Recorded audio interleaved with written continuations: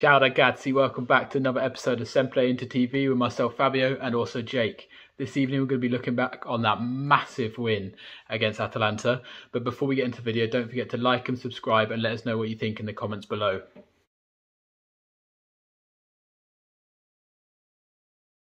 I think the best word to describe the first half was certainly that it was a battle, a real battle between two teams that are at the top of the game at the moment. I think it's easy to forget just how strong Atalanta would be at the moment, alongside Inter, definitely the most informed side in the league. Only 10 points off top themselves as well. You know, a win for them would see them level on points with Juventus before a ball was kicked. So, yeah, definitely a battle. How I describe it, I think the most intriguing battle is the one that's taken place with Gosens and Hakimi on that sort of full-back slot role, left-hand side, Gosens against Hakimi on the right-hand side for Inter.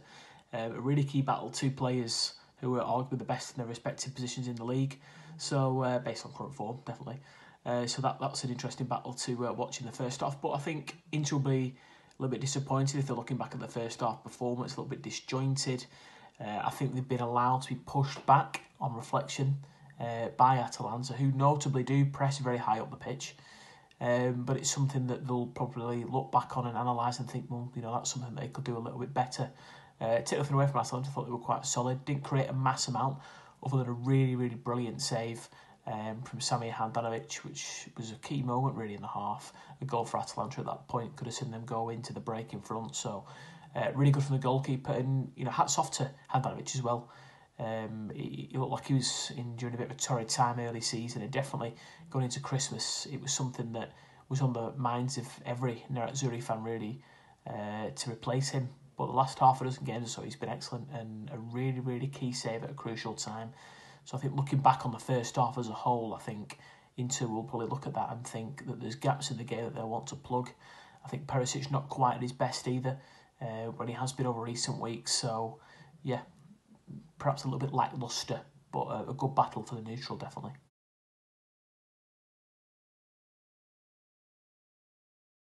The second half was pretty much as we expected. It went very much in the same way as the first half. I think as soon as we brought Eriksen on, it just brought so much more balance to the team. I mean, it's amazing how times have changed in the space of 2 months.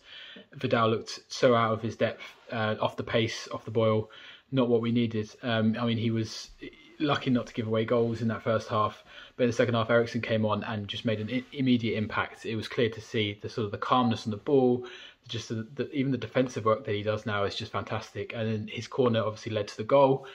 Skriniar, he pops up when you need him the most. We had one shot on target, one attempt on target in that game, but my God, it was clinical. It was a classic defender's finish. He just put his foot through it. He didn't know where that was going, but it ended up in the bottom corner of the goal. And that goal was just vital for this game, and allowed Conte to play exactly how he wanted to play the rest of that game. We just let them have the ball. They were not really any chances. I think Pasalic had one volley towards the end, but apart from that, there's not really any chances of note that they had. And it was very, very solid from our side. I mean, defensively and structure, Inter were just there, and it was just brilliant. And then you bring on the likes of Darmian and D'Ambrosio and Gagliardini to see out that result, and the game management is getting better and better from Conte. You're seeing substitutions, even Sanchez coming on. Lautaro was flagging, he wasn't being effective in that dropping deep and hassling role, but bringing on Sanchez really made that bit of difference. He still bounced off Lukaku, you could see him still trying to make those runs, but just in the energy in him running around caused Atalanta problems as well. So fantastic second half, and we've got a really, really, really massive 3 points.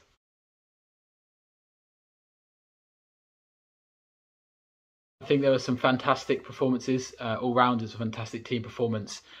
Just kept their shape, kept their solidity, and it's a brilliant 1-0 win. But I think top for me is Skriniar. I mean, even without the goal, defensively he was fantastic tonight. He kept Zapata quiet. There were some key battles in that first half, and aside from one chance, I think when Zapata got past him, he was superior throughout. And even when they changed their front line completely, and you had Ilicic and Muriel, completely different prospects to Zapata, handled it. And I mean, the whole defence was fantastic tonight. Bastoni and Devay equally admirable, but I think Skriniar for me was the standout defender. And then obviously popping up with goal. It's always fantastic when a defender scores a goal. It's his third one of the season against Roma, against Atalanta. He keeps popping up in these big games for us. I mean, for me, he's a fantastic player, and he's just proving game on game on game how important he is for this side. So for me, Skriniar is the top.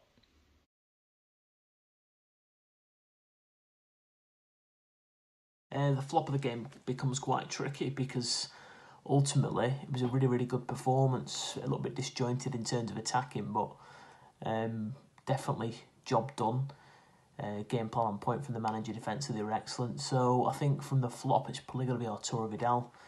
I think the manager choosing to start him over Eriksen was a mistake. I don't think Eriksen was great when he came on, in all fairness, but it looks to me as if Arturo Vidal's quality to start a game in a top flight title battle is severely waning or not quite there, shall we say. I don't think he's the player he once was, and he's proven that week after week at the moment. I don't think he should be starting unless Inter playing a bottom half side. He looks really out of sorts, a little bit leggy, even more so probably because he's not started for a bit. I thought Perisic was poor as well, but I'm going to go with Arturo Vidal for the flop for today. I thought he was really, really disappointing.